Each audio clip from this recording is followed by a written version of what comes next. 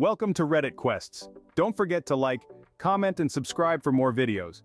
Redditors who quit in the heat of the moment, what dumpster fire did you leave the with? Story 1. Worked as a small engine repair tech for a larger company.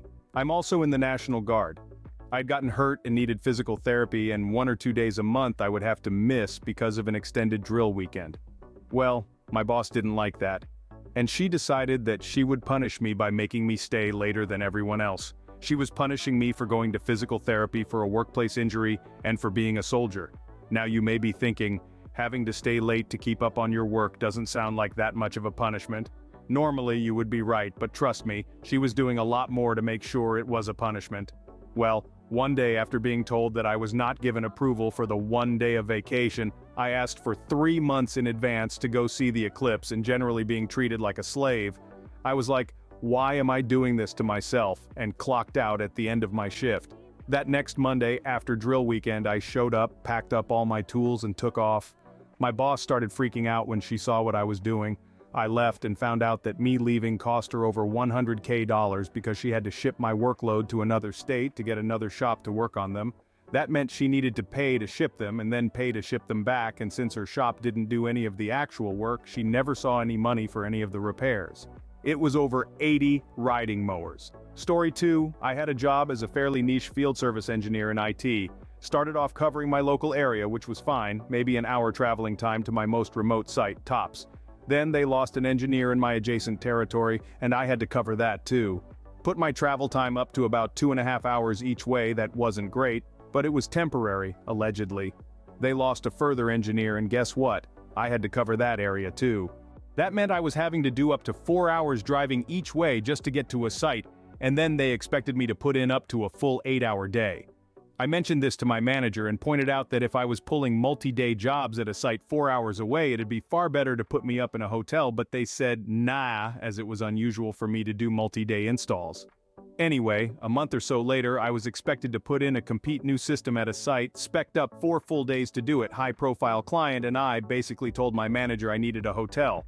They pushed back, it's only 4 days, you'll be fine, just charge them the travel time as worked hours, which is fine, but I was salaried, and they were the ones invoicing the client, so no overtime for me.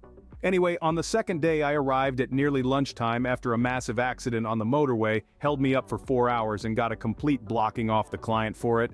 I thought of this, packed my tools, left the site with their old system ripped out and a pile of unopened boxes of new kit, switched off my mobile, and drove to head office. Parked close enough to the main entrance that the car operated the automatic doors, went into reception, and told the receptionist, very politely it wasn't her fault, that I quit. All my gear was in the car and here are my keys, phone and pass, then walked out and got a cab home. Found out from a friend that they lost that client, which was one of their main ones, even after my manager basically spent the rest of the week installing the kit on his own, without any documentation as I'd written the spec and accidentally kept it. Story 3. Famous footwear. During the interview, manager wouldn't shut up about how she wanted the other person but would hire me just to give me a chance. Worked there for 5 shifts. On day 2, she went and asked my previous managers about my sex life. The one that really peeved me was she specifically asked my last employer who was employing my roommate while my roommate was on shift if I was sleeping with my roommate. On day 3, she got mad at me for doing something wrong after refusing to train me. I asked numerous times about pricing shoes. She would just do one silently without showing me where to look on the scanner or what exactly she was scanning or anything, and then hand it back as if she had retrained me. On day 4, she berated me saying if I quit it would royally F her vacation up, which was the only reason she hired me over the other person. But now she wouldn't have time to train a new person to cover her vacation, which was still 2 months out. My roommate put in notice at her job on this day. On day 5, manager hears that roommate got a better job. She confronts me saying I better not quit and then asks if I planned on putting in 2 weeks. I tell her I'd been considering because she refused to train me, and she was asking inappropriate questions to my previous employers. She went off on me, yelling at me on the sales floor, telling me not to ever come back. She then put that she had terminated me in my paperwork due to insubordination and theft, as well as sending my one and only paycheck to the wrong address 5 times before I finally got HR to just cancel the old checks and mail it directly to me. Edit. My last day was on a Saturday. All except one of her staff quit by the following Tuesday, 3 days later. I accidentally brought one of the box knives home. I called asking if she wanted it back, and she threatened to call the cops if I ever showed up again. During the trying to get my check, I mentioned the questioning of my previous employers. They said they would deal with it. I moved out of town and never went back anyways, so not sure if she still works there. I did get my check, however she lied about how much I would be making, so I was about $30 short because I was making $13 hourly instead of $14.50. Was so fed up with everything I said F that and just called it the amount I would willingly pay to have her out of my life forever. Story 4. I left a job for similar tattling once. I was working as a bank teller and the assistant branch manager and manager were horrible. Total gossips and ish spreaders, they had no qualms about treating staff like absolute ish. I was often picked on because I was interested in dark things. Apparently reading Dracula during my Fing lunch break in the break room was considered freakishly morbid. I worked there for a little over a year. Shortly before I left, another employee left because of the bullying. She had been there for years. A total sweetheart of a woman, wouldn't hurt a fly if she could avoid it. She called me in tears the day she quit because she just mentally couldn't take it anymore. Her husband had begged her to leave, it was affecting her mental health that much. One day I was sick as a dog but had dragged myself in because I was only scheduled for a half day anyway and they begged me to come. As the morning ticked by, I was feeling worse and regretting my decision to try and suck it up. Manager told me I could go home after she got back from her meeting. She had her Chamber of Commerce meeting for the morning, then spent the next 2 hours waltzing in and out of the branch and blatantly ignoring me. It was dead as F in the middle of winter with a full teller line, so there was no reason she couldn't just let me go home. The longer the morning went on, the madder I was getting. It was rapidly approaching the time I was scheduled to leave in the first place. I was running a fever, dead on my feet and feeling weak and dizzy. Regular customers who came in were asking me if I was alright because I looked like death walking. At one point I muttered to myself that this was effing bullish. I didn't say it in earshot of customers, the branch was completely empty. A few minutes later, one of the other tellers then excused herself from the line and went into the assistant manager's office. As soon as the manager waltzed in again, the assistant manager went running into her office and shut the door. The manager then came storming out and over to my station and demanded I get in her office. Now. I flat out refused. By this point I was just effing done. Mentally, physically, every sense of the word done. I would have been damned if I was going to let this cunt ream me out on a day when I was feeling like death, and I had done her a favor by coming in at all. The look on her little piggy face I will carry forever in my heart. How effing dare I speak to her that way? Didn't I know who she was? She demanded I get in her office again. I refused again. I could see the other tellers on the line looking back and forth between us. She narrowed her eyes and I swear to God I thought she was going to stamp her feet. If I didn't get in her office now, then I was done. I told her fine. She came storming around the teller line and told me to start counting out my drawer and balancing out. I did. Packed up my ish and went home and crashed out. A couple months later she was arrested for embezzling something like $500K in customer accounts, even opening $80K in credit cards under her elderly parents' names. She lost everything. Got sent to jail for something close to a decade. I took great delight in her downfall. When the news broke, the other employee who had quit called me on the phone laughing.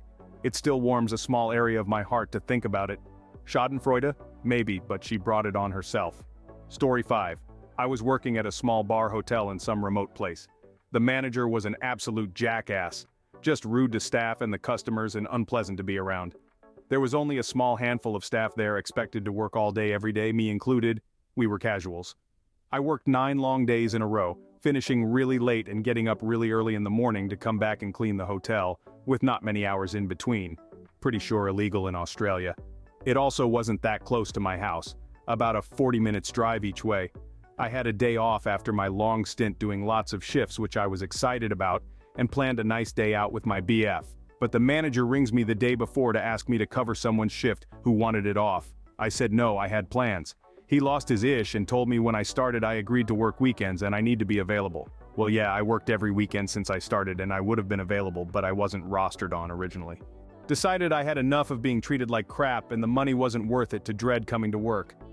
I don't like confrontation and felt bad my friend got me the job, so I wrote a letter quitting and planned to leave it on manager's desk and GTFO of there. Plan half failed cause I got asked to stay back at work and panicked cause manager was out, so it was perfect to leave the letter on his desk, but if I stayed back he'd be back and I wouldn't have the chance. Stayed back for a bit, then decided stuff it I'm leaving, so said I forgot I had an appointment, dropped the letter and ran. I was casual so didn't have to give notice. Manager has a big party booked in for the next day and I was his only staff who could work it. Not anymore. He rang me nonstop for 2 days and I ignored it. Best decision ever. Edit, 40 mins not 49 LOL oddly specific. Story 6. I quit a few hours after my shift was over, but the next day was one of our most physically intense workdays. For 6 months, my supervisors kept promising a raise promotion that never came. No matter how many more responsibilities I got or how well I worked, all I got were empty promises. It also didn't help that my mental physical health was starting to suffer. I sucked it up for a long time hoping that things would eventually get better, but they didn't. When I had enough, I sent in a text message to the group chat that all of the workers were a part of and said something like, "Don't expect me at work tomorrow or in the future, I quit." Once I sent in that message, a few coworkers tried reaching out to me and one of my supervisors tried to get in touch. I assumed they were trying to get me to change my mind, but I was set on what I did, so I never spoke to any of my former supervisors, and it was a bit of a while before I fully opened up to my former coworkers. Besides having to deal with a physically intense shift the next day, I left them with a lot to handle. Even though I held the lowest position at that job, my supervisors knew that they could rely on me, so I had the work of 3 people. That was more suitable for an assistant manager. Since I was on good terms with one of my former coworkers, every now and then she'd let me know how things were.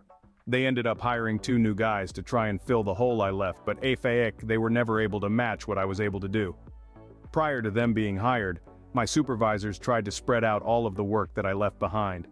That resulted in the employees that worked there being overworked and it all turned into an ish show. 3 months after I left, my former supervisors were still trying to get me to come back, but I didn't want to. Eventually I found out that my head supervisor was lying about the promotion raise that I was promised. It was never on its way. It turned out he did the same to other workers at this job, and he turned most of the employees against him. When everyone found out what a piece of ish he was and how big of a problem he was, he decided to transfer out rather than be fired.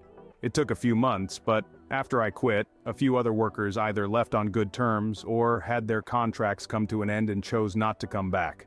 I like to believe that me quitting was the final straw that eventually led to all of the change that happened at this job. Story 7. Liquorland.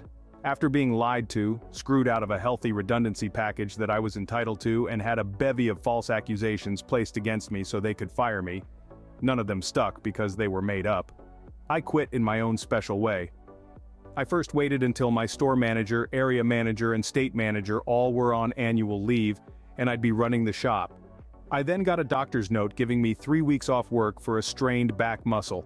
That afternoon, on Friday, the busiest trading day of the week, half an hour after taking over, I wrote my resignation emails. One went to the CEO, upper management, and board members detailing how I'd been screwed over by my managers for the previous 18 months, threatening legal action and going to the press if my leave payouts were withheld. The second was to my area manager's email, who was uncontactable on leave, stating my 2 weeks' notice to resign and attaching a copy of my doctor's certificate that said I was unable to work. Then, I shut and locked the doors, threw the keys in the safe, and went home. I turned my phone off, drank 2 bottles of wine, and played the F out of some Final Fantasy. On the following Monday, I checked my bank account to find all my annual leave paid out and my 2 weeks of notice paid out as sick leave. Still, F you Liquorland. I refused to buy at any West Farmers owned store thanks to the way I was treated. Story 8. I was taken on at a firm that makes some proprietary hardware. They wanted a cut-down mobile version of what their hardware in the form of an app, so they hired me. Now this was my first programming job, and I was hired with the job title of junior developer. For some added context, I had been looking for a job in programming for a long time, upwards of a year. And since I didn't have a degree or industrial experience, nobody would look my way. The interview I went for at this place wasn't even for this job, it was in IT support, but they saw I had programming experience from my own projects on my CV and offered me the junior dev job instead on the basis of a minimum wage trial where I would see a pay rise at the end of that trial. Initially, they had me familiarizing myself with the platform we would be using, and after a week I presented them with a few little things I had made, and they seemed happy. So they gave me my first bits of work relating to the actual requirements, and straight away, it was far too much for someone on their first programming job to do quickly, but I still made progress. They then dropped the junior from my job title and give me full responsibility on the app. That was my first real I should probably leave this place moment. When the trial came to an end, they said they were happy with my progress. However, they are only increasing my pay from one minimum wage to the other one. In the UK, we have a 21, 24 bracket and a 24 plus bracket for minimum wages of £7, 70 HR and £8, 21 in HR. Safe to say I wasn't happy, so I called in sick the day after and spent the day preparing a fresh new CV with this experience. When I called in sick, they said, "It is clearly due to our meeting yesterday. You aren't happy, are you?" So I told them I wasn't, and that I need some time to reassess what I want. They told me I had better be in the next day, otherwise that was the end. I called them back later that day and told them I wasn't coming back, 6 months before they had told their partners this app was due to launch. A few days later, I had an interview lined up working with similar technology and got offered the job on the spot with a hefty pay rise. Story 9. Not quite a FU, I quit moment, but I did get a certain satisfaction of karma finally being served. I used to work as a cinema manager. I joined a big multiplex and was the junior manager. As a result, I got the worst roster, always worked Saturday nights and the holidays. Part of being a junior manager meant that I was the primary person on call should the alarm go off when we were closed. Which meant on the few occasions it did go off, I was expected to get up and go to the cinema in the early hours of the morning and deal with whatever happened. The general manager was a complete tosser, never did the busy shifts and blamed everyone under him for when things went wrong. I lost count of the times, as the junior, that when we did a split shift, with him doing the first shift, I'd take over and money was missing or similar, and then, as the closer, it would be my signature recording the loss. So, I quit. I found a better job, and left. About 12 months later, I got a phone call at 3 in the morning from my old cinema security company. The alarm had gone off, and I needed to come immediately. Even if I had wanted to go, I no longer held keys to the premises, so had to decline. They had not updated the call list, and I knew the next person on the roster was the terrible general manager. It still makes me smile to think of him getting that call. Story 10, I've told this before. I was working at a bank in the mortgage department. I hated the job for multiple reasons. I threw all my files into the secured shred bin, cleaned out my desk, threw my keys at my terrible boss, and peaced out. A few weeks later, my friend told me I created a mess at work because they were in process of foreclosure on all those homes, but now they had no paper trail. I must have saved 25, 30 people from losing their homes. Story 11. Once volunteered for charity work. We gave food baskets and clothes. When we arrived at the spot, me and the other workers were overwhelmed by the number of the people, and we had to keep things going, so we worked slowly to ensure that everyone got what they deserved. Shortly after, our supervisors came and started yelling at us for how bad we were working, and how we were scum for not wanting to really help the poor. People, the poor, stood with the supervisors and started to talk trash. We looked at each other and we were like, "We quit, deal with the rest."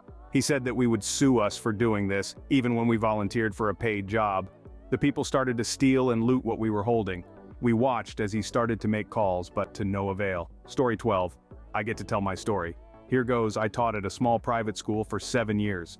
In that time that I worked there, I taught all art classes for all grades K-12, and even did other tasks for the school, such as help students with college prep, sub for other classes, and wrote all of the content and curriculum for the art program. I was the only art teacher there. I put so much work, time, energy, and love into my job, and I truly loved being there. The only thing was, the man who founded the school didn't have any background in education or child studies whatsoever. And what's worse, he couldn't manage money. Paychecks bounced, arrived late, and our direct deposit disappeared last summer. If he didn't blame the accountant for these errors, he blamed us for our lack of morale. If any of us needed supplies, we always had to buy them on our own, with a promise that he would reimburse us, provided that we turned in an expense report. Even when we did, it could take up to 6 months before we'd see our money back. The final straw was when my salaried paycheck, which was already 5 days late, didn't arrive. 5 of my co-workers and I were called into a meeting in his office. During this meeting, he informed us that we weren't getting paid, and he didn't know when he would be able to pay us. The month was only a week away from ending, and we had not received one paycheck for it. We were livid. His excuses?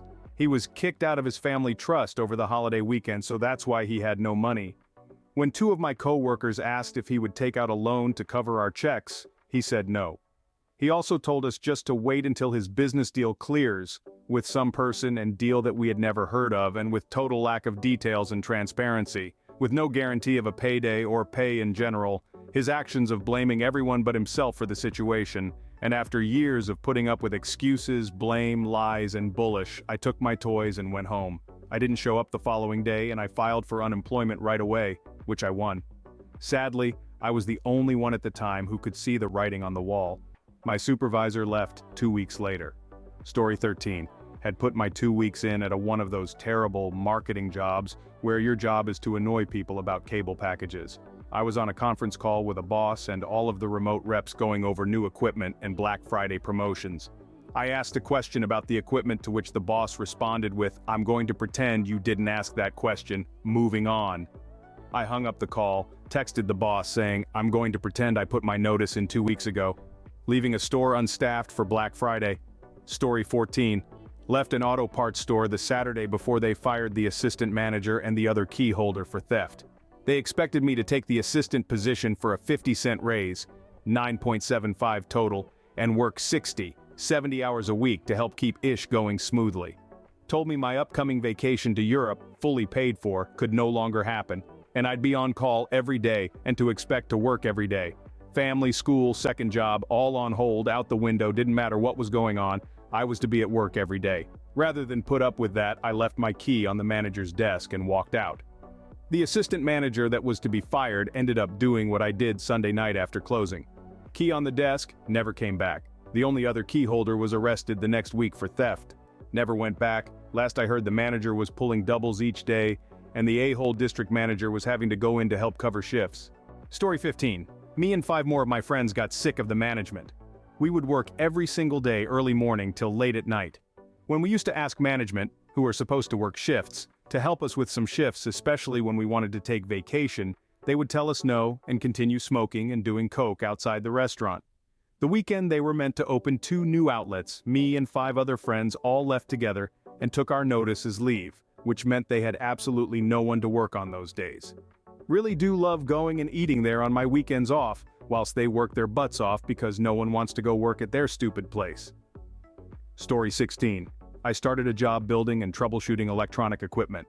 I was told I would get a raise after 90 days and again at 6 months. He hired a woman to do all of the wire wrapping for a big order. There were only 2 of us, and I asked my boss how she was doing because I did not have time to examine her work. He told, "She's doing fine, she's really fast."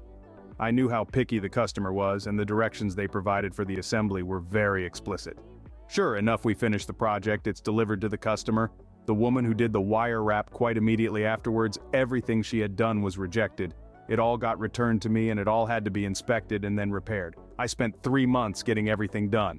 I went to my boss and said, I was supposed to get a raise.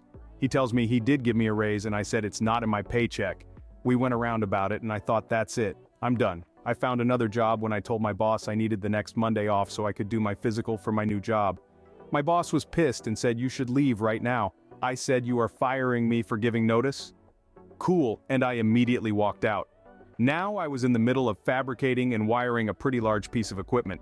I heard later, when he realized what I left him, he got very angry and was throwing things and screaming. Couldn't have happened to a more deserving guy. Story 17. I work primarily in locked mental health facilities for kids, teens. Part of this job is the simple fact that sometimes you are forced to go over on your hours. Not legally forced, but there are safety regulations about ratios of staff to patient. I understand this, and while it sucks, it's part of the job. Well, this facility, let's call it Newport News Behavioral Health Center, that's definitely just a name I made up and not the real name of the facility, was managed by people who had no idea what they were doing. We consistently ran out of supplies for the kids. They lived on site if they were on the urgent side. We didn't have proper equipment for staff and often worked at well over the ratio we were supposed to, which is dangerous for everyone. Also, favoritism was rampant. Some staff members could spend entire shifts just passing out free food to staff, kids they liked, while never doing their actual job. The same staff favorites never worked a minute past our 12-hour shift times. All in all, it was awful. Well, one day I'm on hour 16 of a 12-hour shift when the night manager gets on and tells me we have to take this kid to the emergency room. Keep in mind, this kid was with me for the last 16 hours and no one thought it was an emergency. Nothing had changed with his status. I tell them there is no way I can do that. The ER will be hours and I have to come right back there at 7 a.m. to do this all over again. The manager said he would mandate me to stay. I walked out. They fired me. You think that's the end? But it isn't.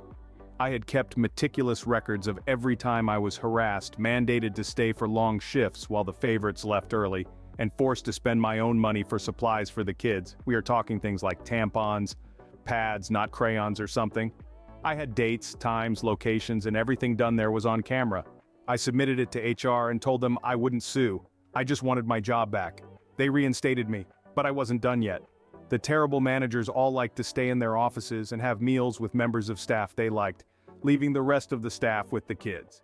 They had planned this elaborate get-together for them during work hours. Well, what they didn't know is not only was I well liked by the kids, but most staff liked working with me because I took my job seriously and was fair. I had been talking about unionizing as well. Instead, we decided to say, F this. At first, we wanted to all walk out together but decided against it because while we would love to stick it to them hard like that, we still loved the kids and didn't want to risk them being injured. So we did the next best thing. The most fed up with us quit that week. Leaving shifts that needed coverage, everyone who got a call to pick up a shift refused to do it for less than a $100 incentive bonus. Then another wave of quitting. Same thing now except it's $200 incentive bonus time. The final wave came when all the managers had planned their lunch. We knew there would be managers to make sure the kids were okay, so we all walked out. There was around 150 people working there. This includes maintenance and office people, not just counselors. They had about 60 counselors, 15 or so full-time, 10 part-time, and the rest PRN. Out of those 60, 37 quit on the same month. 3 full-time stayed. We also reported the F out of them to any agency that we could. Sadly, it doesn't have a badass ending, as last I heard they were negligent in their care of a teenager, and she died. TLDR. Facility was abusive to staff and clients. I quit with 36 others and they were left to scramble. Also multiple reports to government agencies and rumors they will be shut down soon. Story 18. I was working in a very specific high-tech field for a Fortune 500 company for 12 years. It was a super stressful job using highly specific computer software to get custom, very expensive product out the door of our plant. I was really good at what I did, worked like crazy. 10, 12-hour days, 7 days a week sometimes, to keep up with on-time delivery to the customer. This was salaried, no overtime pays. I trained people. I was the go-to person if people couldn't figure things out. Unfortunately, a lot of management there was old school. They wanted things to be like they were in the 1950s. It was more important to my boss that he keep track of what time I showed up for work and what time I left, rather than how well I did my job. The administrative assistant hoarded office supplies, and you could not get a pen or a roll of scotch tape without begging her for them. There were also a lot of backstabbing, useless people there, who continued to keep employed simply by making other people look bad. Since I was sitting at a desk job for 10, 12 hours a day, I took 2 casual breaks per day and a 30-minute lunch. There were no assigned breaks, and since I was working no less than 10 hours a day, even with a few breaks in there, I still had plenty more than 40 hours a week. I would use my breaks to walk around the plant, to keep my body moving and get some exercise. Cue backstabbers. My boss sits me down one day absolutely furious. Keep in mind, he knew I was the only employee of his working 10, 12 hours a day, 6 to 7 days a week. He told me that someone had told him I was spending 4, 5 hours a day just wandering the plant, effectively stealing from the company. I was no longer allowed to leave my desk. I was given 2 10-minute bathroom breaks a day and a lunch. These rules did not apply to anyone else in the company. I was upset that he took the word over someone else over knowing me and how I worked. I told him he should have told this person, I'm her supervisor and I am completely knowledgeable about the hours she works and the time she takes breaks. He was more concerned about treating me like a 5-year-old than the fact I was one of the best at what I did at that company. I tried to do what he told me to do for a few weeks, sit at a desk without moving for 12 hours a day. My back went out. Both hips, knees, and ankles. I ended up in this hospital and missed a week of work. When I got back, my boss told me if I ever missed another day because of my back, I would have to file disability, so he would only have to pay me %60 pay for a day I missed because of my back. That was a Monday. I had a new job by Wednesday. I walked into his office, handed him my typed letter of resignation, and told him, Friday will be my last day. The look on his face was priceless. In my industry, notice is usually a month, not a few days. 2 years later, former co-workers still text me, email me, and call me, telling me they miss me and things are not the same there without me. Because I was the one who knew everything and knew how to rally the team. Edit. And the boss had to hire 4 people to replace me. Thanks for watching. Subscribe for more videos. Take care.